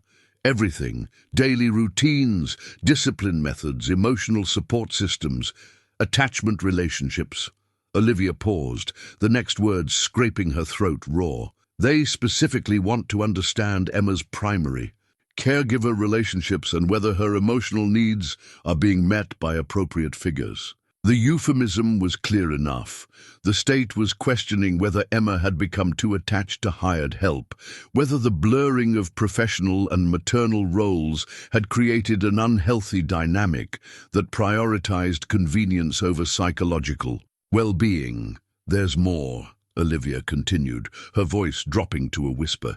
"If they determine that current arrangements aren't in Emma's best interests, they can recommend alternative custody solutions. Temporary placement, modified living arrangements." She couldn't finish the sentence, couldn't voice the possibility that they might take Emma away entirely. Grace sank into one of the breakfast bar stools, her composed professionalism finally cracking to reveal the scared young woman underneath. "What does this mean for me? For my employment? For—" "I don't know," Olivia admitted. "The letter mentions reviewing all caregiver relationships, determining whether current staff arrangements support or undermine family stability. The implications were devastating for both women, though in different ways." Olivia faced the possibility of losing her daughter to a system that might determine she was an unfit mother, despite providing every material advantage. Grace faced the loss of employment, immigration complications, and the severing of relationships that had become more important to her than professional boundaries should have allowed. "We need to understand what triggered this," Olivia said, her business mind engaging despite the emotional chaos. "Anonymous reports don't appear out of nowhere. Someone had to provide specific examples, detailed observations. The realization hit them simultaneously. Mrs. Patterson from next door, who'd made pointed comments about Emma's need for maternal figures. The school parents who'd whispered about the maid who attended conferences, while the mother remained conspicuously absent. Even well-meaning teachers or healthcare providers who'd noticed Emma's anxiety patterns and unusual attachment dynamics. The neighbors, Grace said quietly. "They've been watching us for months. The backyard incident, Emma calling me Mama Grace, all the times you've missed school events while I attended instead." Olivia felt sick. Their private family struggles had become neighborhood entertainment, their dysfunction documented by observers who decided intervention was necessary. The successful career that had been her greatest pride was now evidence against her, proof that professional achievement had come at the expense of maternal responsibility. "What are we going to tell Emma?" Grace asked, the question highlighting another layer of complexity. How do you explain to a 4-year-old that strangers are going to ask her uncomfortable questions about love, about family, about who makes her feel safest? How do you prepare a child for interviews that might determine whether she stays in the only home she's ever known? "Nothing, for now," Olivia decided. "We don't scare her until we understand exactly what we're facing." But as if summoned by their conversation, Emma appeared in the kitchen doorway. her small face serious with the kind of intuitive understanding that children develop when they live in homes where adult tensions run high. "Why are you both sad?" she asked, climbing onto Grace's lap with the automatic comfort-seeking that had become her default response to emotional stress. Did someone break something important? The question was more prophetic than Emma could possibly understand. Someone had broken something important, the fragile balance that had allowed their unconventional family to function despite its fundamental dysfunction. The state had intervened because a 4-year-old's emotional needs had become too obvious to ignore, because love delegated wasn't love at all, because children required presence that couldn't be outsourced to even the most caring employees. Sometimes, grown-ups have to have difficult conversations about how to take care of people we love, Grace said gently, smoothing Emma's hair with unconscious tenderness. "Are you going away?" Emma asked, the question carrying the weight of every abandonment fear she'd learned to carry. "No one's going anywhere," Olivia said quickly, though the promise felt hollow given their complete lack of control over what happened next. That evening, after Emma was asleep, Olivia and Grace sat in the living room, surrounded by the comfortable furniture and expensive artwork that represented everything Olivia had worked to achieve. But the symbols of success felt meaningless in the face of governmental scrutiny that reduced their complex family dynamics to bureaucratic assessments and standardized metrics. "I need to ask you something," Olivia said, her voice careful and measured, "and I need you to be completely honest with me." Grace nodded, though her posture suggested she was bracing for impact. "Do you think Emma would be better off with someone else? With a family where the mother is more," Olivia struggled with the admission, "more present, more naturally maternal?" The question hung in the air like a confession of everything Olivia feared about herself. That professional success had come at the cost of maternal instincts, that her daughter might genuinely be happier with parents who prioritized presence over achievement, who understood that childhood couldn't be optimized like business processes. "Mrs. Chen," Grace said quietly, "Emma loves you. She talks about you constantly, worries about your stress levels, brags about your accomplishments to anyone who'll listen. She doesn't need a different mother. She needs the mother she has to choose her more often." The words carried both comfort and challenge. Emma's love wasn't in question, but love alone wasn't enough if it remained unexpressed through presence, attention, and the kind of daily devotion that made children feel secure in their most important relationships. "What if they take her away?" Olivia whispered, voicing the fear that had been growing since she'd first read the official letter. "Then we fight," Grace said with surprising fierceness. "We show them that Emma is loved, that she's thriving, that our family might look different, but it works." The word family hung between them, loaded with meaning neither had been willing to acknowledge before this crisis forced honesty. They were a family, albeit an unconventional one, bound not by blood or law, but by shared commitment to a little girl who needed them both in different ways, for different reasons. "I don't know how to be the kind of mother she needs," Olivia admitted, the confession scraping her throat raw. "But you want to learn," Grace said. "It wasn't a question. That's what matters. That's what we tell Dr. Winters when she comes." Over the next 5 days, they prepared for the investigation with the thoroughness Olivia usually reserved for major business presentations. They documented Emma's routines, compiled evidence of her academic progress, gathered testimonials from her pediatrician and teachers. But underneath the administrative preparation lay deeper work that couldn't be captured in files and reports. Olivia began to see her household through investigative eyes, recognizing how their arrangement might appear to outside observers. A working mother who was rarely home, a young employee who'd assumed increasingly maternal responsibilities, a child who'd adapted to divided loyalties and inconsistent attention by developing anxiety patterns and attachment confusion. The truth was uncomfortable but undeniable.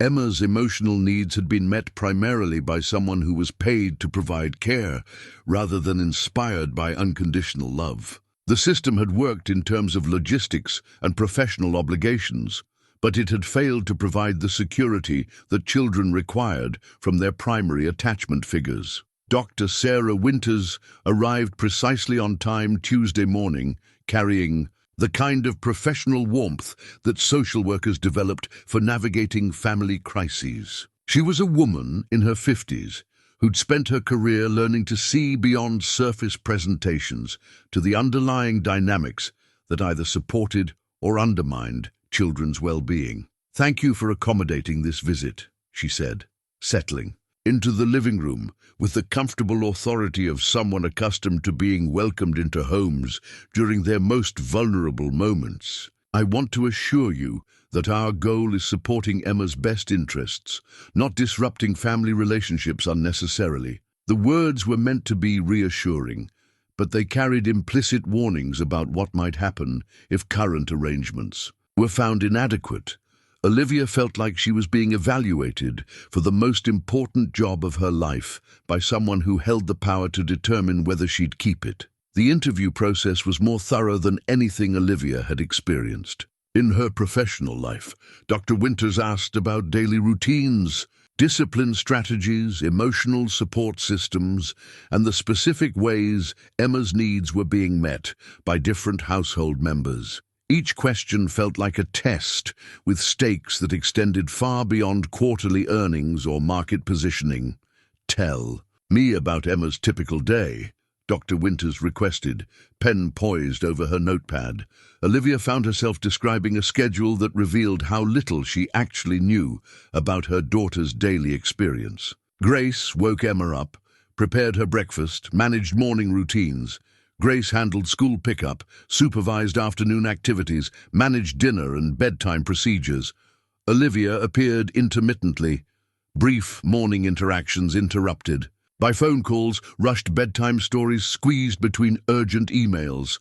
"And how would you characterize Emma's emotional state generally?" Dr. Winters asked. "She's a happy child," Olivia said automatically, though the words felt hollow as she spoke.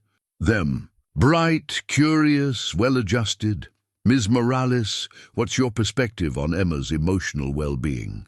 Grace's answer was more nuanced, acknowledging Emma's anxiety about schedules, her questions about why other children's mothers seemed more available, her increasing dependence on Grace for emotional regulation and comfort. "Emma is resilient," Grace said carefully, "but she's also learning to manage disappointment that seems too heavy for someone her age. She's developed strategies for coping with inconsistent attention that children shouldn't have to develop." The assessment was gentle, but devastating.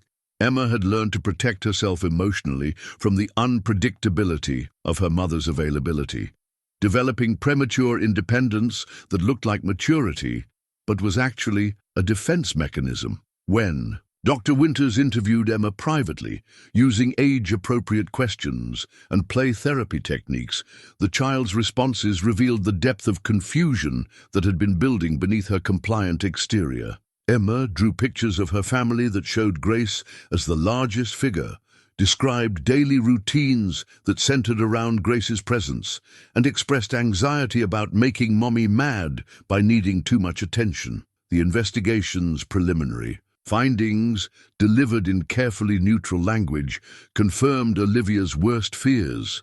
Emma's primary attachment was to her caregiver rather than her biological mother, creating an inappropriate dependency that might not serve her long-term developmental needs. Current arrangements would require significant modification to ensure Emma's emotional stability and healthy family relationships.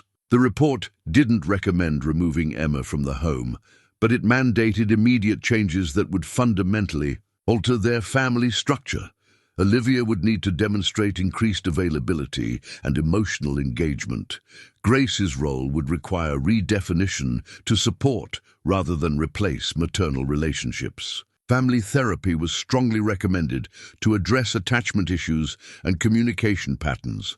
Most significantly, if improvements weren't demonstrated within 6 months, alternative arrangements might need to be considered, including potential modification of custody arrangements, or temporary placement with relatives who could provide more consistent primary care. The ultimatum was clear: learn to be the mother Emma needed, or lose the right to be her mother at all. The fever started on a Thursday evening, so subtly that Grace almost missed it. Emma seemed unusually quiet during dinner, picking at her food with less enthusiasm than normal, but in a household where meals were often rushed affairs between important phone calls, small changes in appetite didn't always register immediately. It was during bath time that Grace noticed Emma's cheeks were flushed deeper than usual. Her skin warmed to the touch in a way that had nothing to do with hot water. The thermometer confirmed what Grace's experienced instincts had already suspected: 102, 3 degrees and climbing. "Mrs. Chen," Grace called through the home office door, where Olivia was participating in her nightly ritual of international conference calls. "Emma has a fever. It's pretty high." The conversation with the Berlin office stopped mid-sentence. Through the door, Grace could hear Olivia making hurried excuses to colleagues who were accustomed to her complete professional focus. For once, something had managed to interrupt the sacred evening work session. "How high?" Olivia asked, appearing in the hallway with her phone still in hand, though for the first time in Grace's memory it wasn't actively demanding her attention. "Over 102. She's complaining that her throat hurts and she feels warm all over." Emma sat on her bed in pajamas printed with dancing unicorns, looking smaller and more vulnerable than her 4 years would typically suggest. Her dark hair was damp with perspiration, her usually bright eyes dulled with the particular exhaustion that comes with fighting off infection. "My tummy feels funny," Emma said in a small voice when she saw her mother. "And everything hurts." Olivia felt something cold settle in her chest, not just concern for Emma's immediate discomfort, but the dawning realization that she had no idea how to handle childhood illness. She'd outsourced scraped knees and earaches along with everything else, leaving her unprepared for the kind of hands-on nursing that sick children required. "Should we call the doctor?" she asked Grace, hating how helpless she sounded. "Dr. Martinez's office is closed, but the answering service will page her if it's urgent," Grace replied, already moving into the practiced efficiency that characterized her response to any crisis involving Emma. "Let me get her some water and see if we can bring the fever down with a cool bath." Over the next 6 hours, as Emma's temperature spiked to 104 degrees, despite children's acetaminophen and cool compresses, both women found themselves tested in ways that had nothing to do with professional competencies or employment boundaries. This was parenthood at its most elemental, the middle-of-the-night vigil that required nothing more than presence, patience, and the kind of love that showed up regardless of convenience. Dr. Martinez, contacted through the emergency line, recommended bringing Emma to the hospital if her fever didn't break by midnight. The possibility of a serious infection couldn't be ruled out without proper testing, and 4-year-olds could deteriorate quickly when their small bodies struggled against illness. "I'll drive," Olivia said automatically, though Grace had been making medical decisions for Emma since the day she'd started working for the family. "Maybe I should come too," Grace suggested carefully. "Emma might be scared in the hospital, and I know what usually comforts her when she's not feeling well." The suggestion highlighted everything that had been building between them for months. Grace knew Emma's fears, her comfort objects, the specific songs that soothed her during anxious moments. She knew that Emma was terrified of bright lights and loud noises, that she needed her stuffed elephant Mr. Peanut during any stressful situation, that she responded better to gentle distraction than direct medical intervention. "Of course," Olivia said, though the words cost her something vital. She was Emma's mother, but Grace was the expert on Emma's emotional needs, a division of knowledge that felt increasingly untenable as the state's investigation continued to examine their family dynamics. The emergency room at Stanford Children's Hospital was a fluorescent-lit purgatory of worried parents and crying children, where every family seemed to understand instinctively how to provide comfort except Olivia. She watched other mothers hold fevering toddlers with practiced ease, murmur reassurances that seemed to actually calm distressed children, navigate medical procedures with the kind of confidence that came from experience rather than delegation. Emma clung to both Grace and Mr. Peanut with equal desperation, her small body shaking with chills that made her teeth chatter despite the warm hospital blankets. When the pediatric nurse tried to take her temperature and blood pressure, Emma's panic was immediate and overwhelming. "No, no, no," she cried, pressing her face into Grace's shoulder. "I don't want the machines. They're too loud. Grace, make them stop." Olivia watched as Grace transformed into the kind of maternal figure she'd never learned to be, patient, soothing, able to explain medical procedures in 4-year-old language that reduced terror to manageable anxiety. Grace knew to sing Emma's favorite Spanish lullaby during blood draws, to make silly faces that distracted from uncomfortable procedures, to provide the kind of steady emotional presence that made frightening experiences bearable. "You're very good at this," Dr. Martinez observed when she arrived to examine Emma personally, having been called in due to the severity of the fever.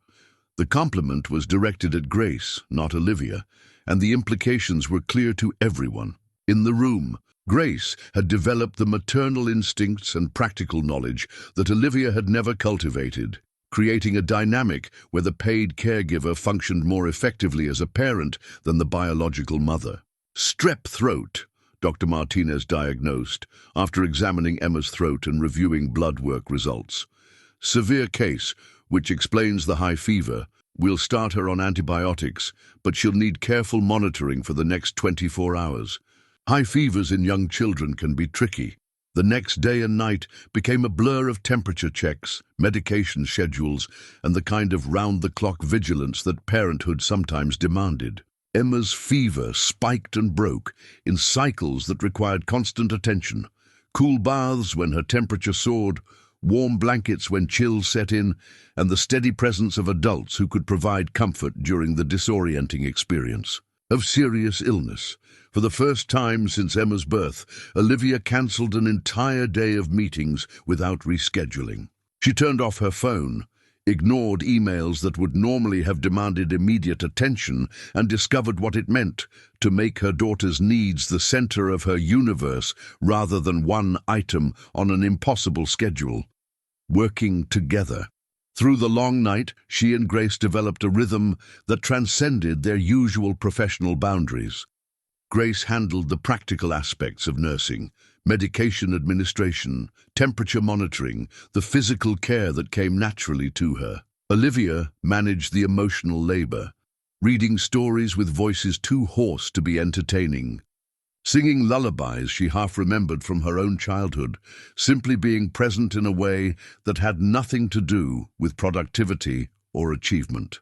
"Mommy," Emma whispered during one of the fever's worst moments, around 3 in the morning, when her temperature had spiked to 103.8 despite medication. "I'm here, sweetheart," Olivia said, surprising herself with how naturally the response came. "Will you stay?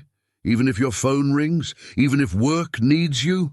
The questions pierced something fundamental in Olivia's chest. Here was her daughter, sick and vulnerable, asking for the one thing Olivia had consistently failed to provide, the assurance that Emma's needs would take priority over professional demands. "I'm staying," Olivia promised, and for once, the words felt absolutely true. "Work can wait. You're the most important thing in the world to me." Emma's eyes, bright with fever, searched her mother's face for the sincerity she'd learned not to take for granted. "Really? More important than the computer?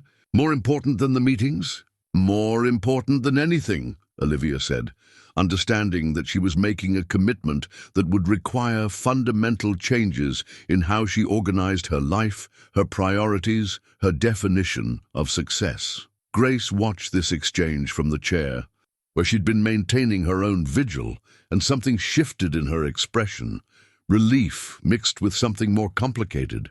She'd carried the primary responsibility for Emma's well-being for so long that sharing that burden felt both foreign and profoundly right. As dawn approached and Emma's fever finally began to break, leaving her exhausted but no longer burning. With infection, the three of them created a tableau that looked remarkably like family. Not the conventional structure that social workers preferred to document, but something more complex and potentially more resilient. A unit bound by shared commitment to one small person's well-being. "She'll be fine," Grace said quietly, as Emma finally fell into peaceful sleep, her breathing steady and her skin cool to the touch for the first time in 18 hours. "We'll be fine," Olivia corrected, the pronoun encompassing all of them in ways that professional boundaries had previously made impossible. The crisis had revealed something essential about their relationships that no amount of official investigation could adequately assess. When Emma's welfare was genuinely threatened, both women responded with the kind of fierce protectiveness that defined real parenting. The state might question the appropriateness of their arrangement, but Emma's fever had proven that love existed in multiple forms within their household, different expressions of the same fundamental commitment to her safety, comfort, and happiness. In the morning light, filtering through bedroom curtains, with Emma finally sleeping peacefully between them, Olivia understood that the investigation's outcome mattered less than the choice she was finally ready to make.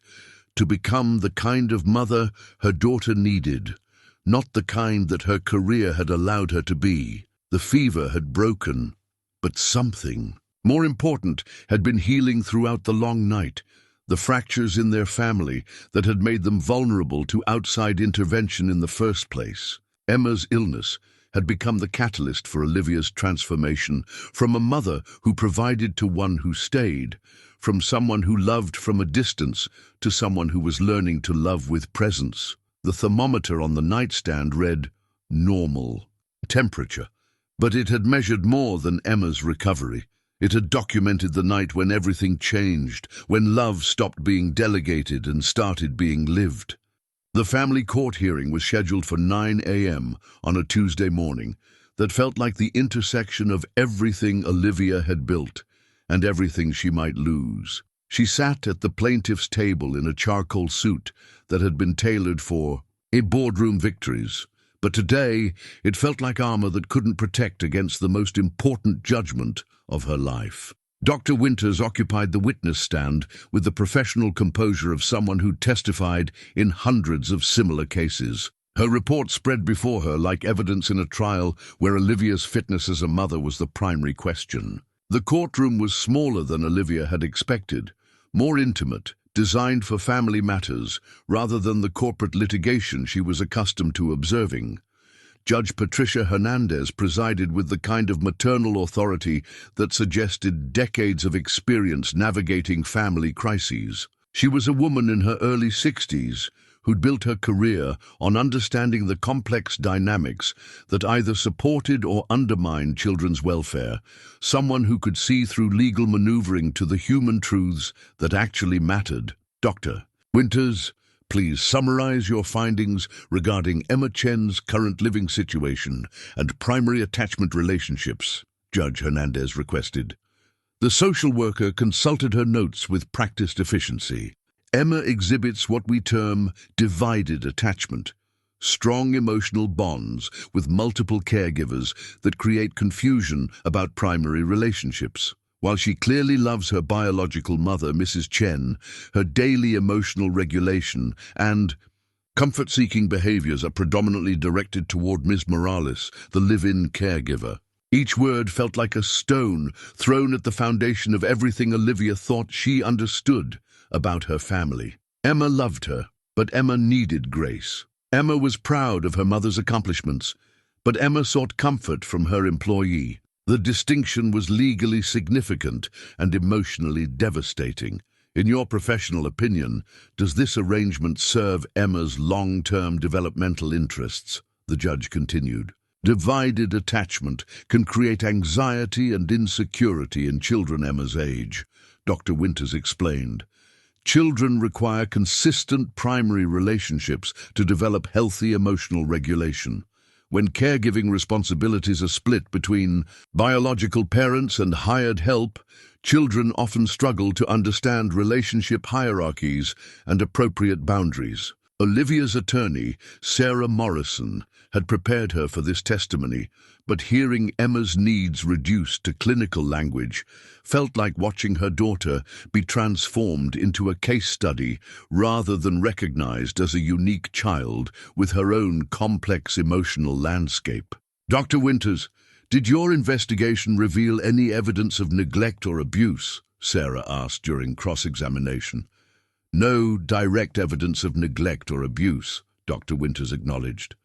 Mrs. Chen provides excellent material care, educational opportunities, and financial security. Emma's physical needs are consistently met to high standards. But you have concerns about emotional needs. Emma demonstrates hypervigilance about adult availability, anxiety about schedule changes, and what we call parentification, taking on emotional responsibility for adult relationships that she shouldn't have to manage at her age. These patterns suggest that her emotional needs are being met inconsistently by her primary attachment figure. The testimony painted a picture of professional competence shadowed by emotional unavailability, material abundance coupled with relational poverty. Emma had everything a child could want, except the thing she needed most. A mother who was consistently, reliably present for the mundane moments that built security and trust. Mrs. Chen, would you please describe your typical daily interactions with Emma? Judge Hernandez asked when Olivia took the stand. The question required honesty that felt like confession. Olivia described morning routines interrupted by urgent calls, bedtime stories rushed between meetings, weekend activities that competed with work emergencies that always seemed to take precedence. Her love for Emma was unquestionable, but her availability was sporadic, conditional on professional demands that never seemed to diminish. Do you believe your current work schedule allows adequate time for parenting responsibilities? The judge pressed. I'm learning to balance professional obligations with Emma's needs, Olivia said carefully. The last few weeks have helped me understand that some adjustments are necessary. What specific adjustments have you made? The question highlighted how recent her awakening had been, how little time she'd had to demonstrate changed priorities. I've reduced my travel schedule, delegated more responsibilities to my management team, and committed to being present for Emma's daily routines, rather than relegating them to Ms. Morales. And how is Emma responding to these changes? Olivia thought of the past month since Emma's illness, the gradual shifts that had begun to heal the fractures in their relationship. Emma had started coming to her for comfort when hurt, seeking her attention for small daily victories, asking her to read bedtime stories rather than defaulting to Grace's more available presence. She seems more secure, Olivia said honestly, more willing to depend on me for emotional support instead of automatically turning to Grace for everything. When Grace took the stand, her testimony revealed the other side of their complicated dynamic. She spoke about Emma's intelligence, curiosity, and resilience, but also about the child's deep need for maternal consistency that had been filled by default when Olivia remained unavailable. Ms. Morales, do you believe Emma would benefit from a different living arrangement? Judge Hernandez asked. Grace was quiet for a long moment, considering a question that could determine not only Emma's future, but her own employment and visa status. Emma needs her mother, she said finally. Not a substitute mother, not a professional caregiver who loves her. She needs Mrs. Chen to choose her every day, the way mothers are supposed to choose their children. The words carried the weight of someone who'd learned the difference between caring for a child and truly parenting one, between providing professional childcare and offering unconditional maternal love. The moment that changed everything came when Judge Hernandez requested to speak with Emma privately in her chambers, away from the adults whose conflicts had created the need for judicial intervention. At 4 years old, Emma was young for such testimony, but her voice had become the most important one in determining her own future. "Emma, do you know why we're all here today?" Judge Hernandez asked gently, settling beside the small girl in chairs scaled for adult conversations about childhood welfare. Emma nodded with the serious expression she wore when discussing grown-up topics she didn't entirely understand. She clutched Mr. Peanut against her chest like a talisman, his familiar presence providing comfort in the intimidating environment of official judgment. "Some people wanted to make sure I'm okay," Emma said in her careful 4-year-old voice. "That I have people who take care of me and love me and don't let bad things happen."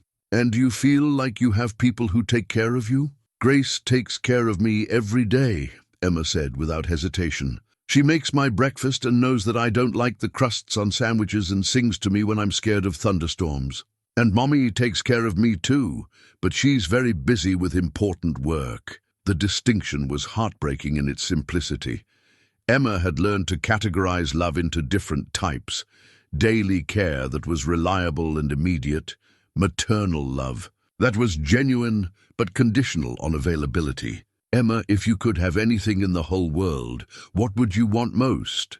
The question was designed to reveal Emma's deepest needs through the unfiltered honesty that children possess before they learn to moderate their desires based on adult expectations. Emma was quiet for a long moment, her small face serious with concentration. "I want Mommy and Grace to both stay with me," she said finally. "Not separately, together, like a real family where everyone lives in the same house. And nobody has to choose."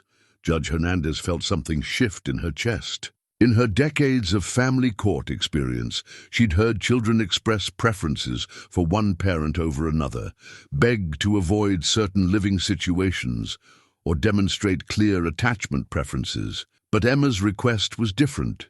She wasn't choosing between the adults who loved her. She was asking for permission to love them both without creating conflict.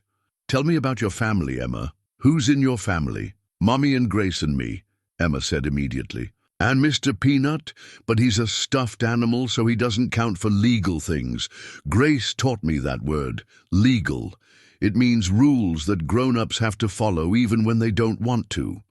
"And how do you feel when Mommy and Grace are both taking care of you?"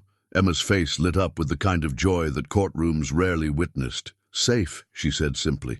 "Like nothing bad can happen, because there's always someone who knows what I need." When Judge Hernandez returned to the courtroom with Emma's recorded testimony, the atmosphere had shifted from adversarial to something more collaborative. Emma's voice, innocent and wise in the way that only children can be, had reframed the entire proceeding. "In my 30 years on the family court bench," Judge Hernandez said, "I've learned that children often understand their needs more clearly than the adults who argue about meeting them. Emma has articulated something that our legal system struggles to recognize. Families can take many forms while still serving a child's best interests." She consulted her notes. The formal language of legal decision-making about to determine the shape of Emma's future. "This court finds that while Mrs. Chen's initial parenting arrangements were inadequate for Emma's emotional development, recent changes demonstrate genuine commitment to addressing those deficiencies. The relationship between Emma and Ms. Morales, while inappropriate in traditional caregiver terms, has provided stability and emotional support that has benefited the child." Olivia felt her heart stop, uncertain whether the judge's words were leading toward reunion or separation. "Therefore, this court orders a modified custody arrangement with mandatory family counseling and regular review. Mrs. Chen will maintain primary custody with the following conditions. Ms. Morales' employment may continue, but her role must be clearly defined as supportive rather than primary caregiver. Mrs. Chen must demonstrate continued reduction in work obligations that interfere with parenting responsibilities. Family therapy must address attachment issues. and establish appropriate boundaries for all household members. The decision was both victory and challenge. Emma would stay home, but home would have to change fundamentally to support her emotional development in ways that respected both her need for her mother and her bond with Grace. The court recognizes that this family has created an unconventional but functional support system for Emma's welfare, Judge Hernandez continued. Rather than disrupting relationships that serve the child's interests, we're requiring modifications that strengthen the primary parent-child relationship while preserving supportive secondary relationships. As the hearing concluded, Emma ran to both Olivia and Grace with equal enthusiasm, wrapping her small arms around them in a group hug that defied conventional boundaries but perfectly expressed the reality of love that had grown beyond professional definitions. "We all get to stay together?" Emma asked, her voice bright with hope that had been shadowed by adult conflicts for too long. "We all get to stay together," Olivia confirmed, understanding that together would require redefining everything. She thought she knew about success, family, and the difference between providing for someone and truly caring for them. The gavel's final bang echoed through the courtroom like a starting gun, signaling not the end of their journey, but the beginning of learning how to be the family Emma had always needed them to become. 6 months later, the backyard scene that had once symbolized chaos and inappropriate boundaries had transformed into something that looked remarkably like joy without apology. Emma squealed with laughter as she ran through the sprinkler system. Olivia had installed, not the emergency garden hose of their first crisis, but a proper water play area designed for the simple pleasure of childhood summers. This time, both women were soaked. Olivia had traded her designer suit for shorts and a t-shirt that would never recover from grass stains and chlorine damage, but she was laughing harder than she had in years as Emma launched herself into her arms with the fearless enthusiasm of a child who'd learned to trust that her mother would catch her, would stay present, would choose her over the urgent demands that had once seemed more important than everything else. Grace watched from the patio where she was preparing an afternoon snack. Her role evolved into something that felt sustainable for everyone involved. She remained an essential part of Emma's daily life, but as the aunt-like figure she'd always been meant to be, rather than the substitute mother necessity had forced her to become. The Spanish lessons continued, the cooking adventures persisted, but now they complemented rather than replaced maternal attention. "Mommy, watch this," Emma called out, preparing to demonstrate a cartwheel that looked more like controlled falling, but represented the kind of physical confidence that came from knowing someone was paying attention to small achievements. "I'm watching," Olivia replied, her phone conspicuously absent from the scene. She'd learned to distinguish between genuinely urgent business needs and the addiction to constant connectivity that had once dominated her every waking moment. The company hadn't collapsed when she'd restructured her role to accommodate parenting responsibilities. If anything, her decision to delegate more effectively had improved overall performance while freeing her to focus on the job that truly couldn't be outsourced. The transformation hadn't been simple or immediate. Family therapy with Dr. Rebecca Martinez, different from Emma's pediatrician, though coincidentally sharing the same surname, had required months of uncomfortable conversations about attachment patterns, appropriate boundaries, and the complex emotions that arose when professional relationships evolved into family bonds. Emma had needed time to understand that loving Grace didn't diminish her relationship with her mother, that seeking comfort from multiple sources was normal rather than disloyal. She'd also needed consistency from Olivia that took weeks to establish. Regular bedtime routines, predictable morning conversations, weekend activities that weren't interrupted by emergency calls from 3 different time zones. Grace had struggled with the redefinition of her role, learning to step back from primary caregiver responsibilities without abandoning the emotional connection that had made her invaluable to Emma's development. She'd enrolled in evening classes toward a master's degree in early childhood education, her career goals expanding beyond live-in employment toward running her own preschool program someday. The court-mandated reviews had become routine check-ins that documented gradual but consistent progress. Emma's anxiety about adult availability had decreased significantly. Her academic performance remained excellent, but now included social skills development and emotional regulation that reflected secure attachment relationships. The hypervigilance that had characterized her behavior during the crisis had been replaced by the kind of confident curiosity that healthy 4-year-olds displayed when they felt genuinely secure. Mrs. Patterson from next door had become an unexpected ally, her initial judgment tempered by witnessing the genuine changes in their family dynamic. She'd even volunteered to watch Emma during school breaks when Olivia's travel schedule required brief absences, a gesture that acknowledged the community support that healthy families both needed and provided. The transformation extended beyond their immediate household. Olivia's company had implemented flexible work policies that recognized the reality of employee-family responsibilities, becoming a model for work-life integration that attracted top talent who'd previously avoided tech companies known for demanding total career devotion. Her leadership style had evolved to include emotional intelligence gained through learning to read her daughter's needs, making her more effective with employees who appreciated being seen as whole human beings rather than productivity units. Emma's latest artwork, prominently displayed on the refrigerator, showed 3 figures of equal size holding hands under a rainbow. Mommy, Grace, and me were labeled with careful 4-year-old lettering, but the proportions had changed to reflect emotional reality rather than daily logistics. All 3 figures were smiling, and Emma had added hearts floating above their heads like visual representations of love that had learned to coexist rather than compete. The music box on Emma's dresser had been repaired by a craftsman who specialized in antique restoration.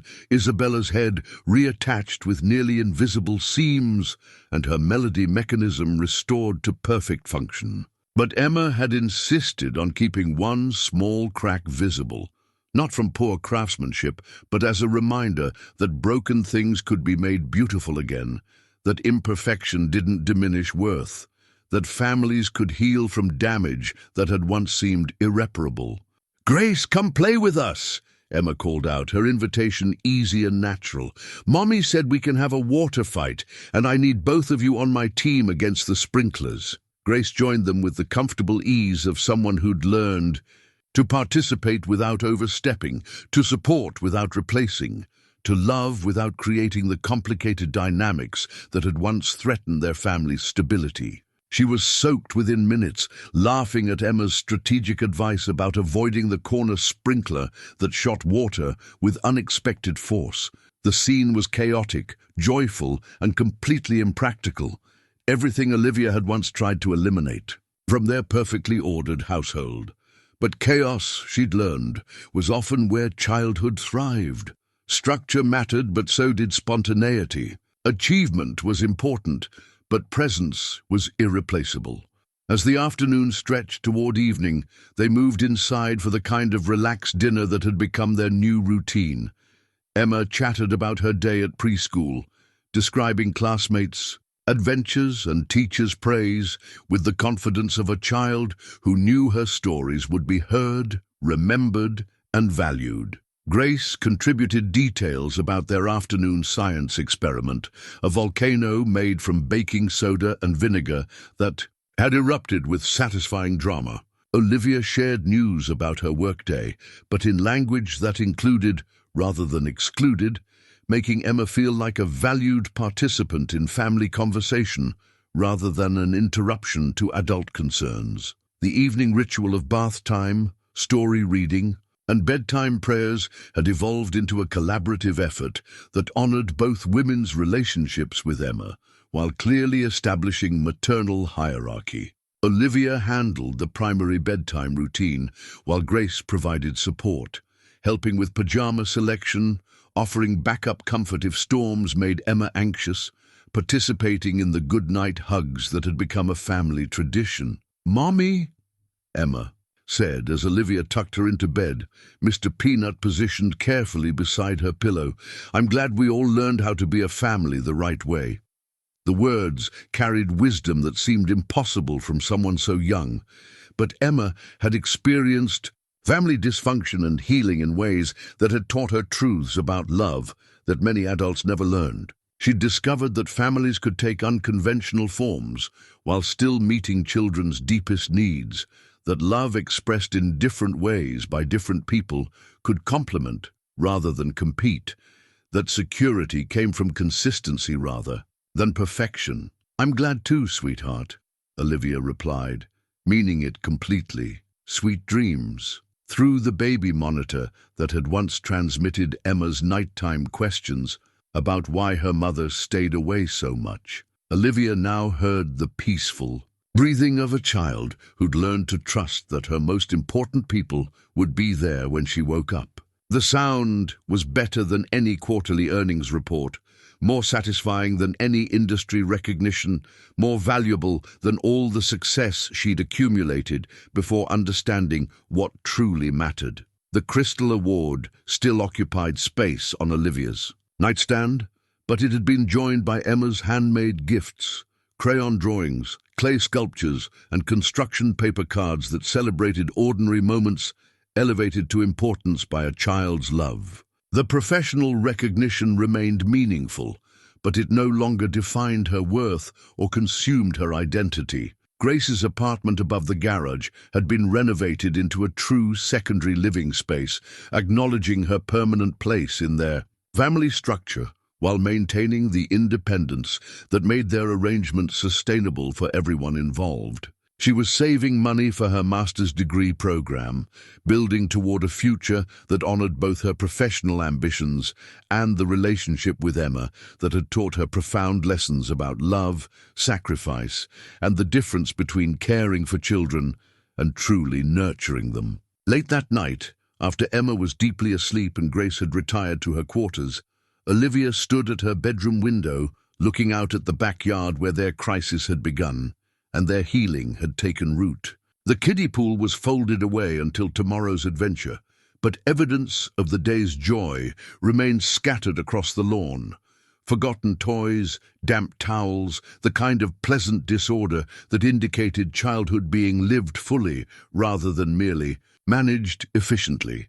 The journey from that first confrontation to this moment of peace had required fundamental changes that extended far beyond surface behavioral modifications. It had demanded that Olivia examine her definition of success, her understanding of love, her assumptions about what children truly needed from the adults responsible for their well-being. It had required Grace to navigate the complex, emotional landscape of loving someone else's child while maintaining appropriate boundaries.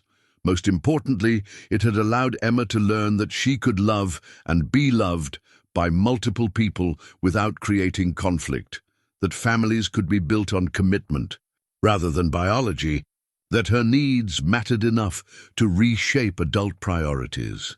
The neighborhood had grown accustomed to their unconventional but obviously loving family, recognizing that what mattered wasn't adherence to traditional structures, but the genuine care that characterized every interaction between the three of them. Emma's confidence, academic progress, and social development provided evidence that their arrangement was working in all the ways that actually mattered. Through the quiet house, the sounds of a family at rest created a symphony of security. Emma's steady breathing, Grace moving quietly in her apartment, the settling sounds of a home where people loved each other well. It was the sound of success redefined, of priorities reordered, of love that had learned to express itself through presence rather than presence. The water hose that had started their crisis lay coiled neatly beside the house, ready for tomorrow's adventures in joy, mess, and the kind of spontaneous happiness that couldn't be scheduled or optimized, only welcomed, celebrated, and protected by adults who'd learned that some things were more important than maintaining perfect control. In her bed, surrounded by the comfortable disorder of a life being lived rather than merely managed, Olivia slept the deep sleep of someone who'd finally understood the difference between achieving success and creating meaning, between providing for love and living love, between being important and being essential to the people who mattered most.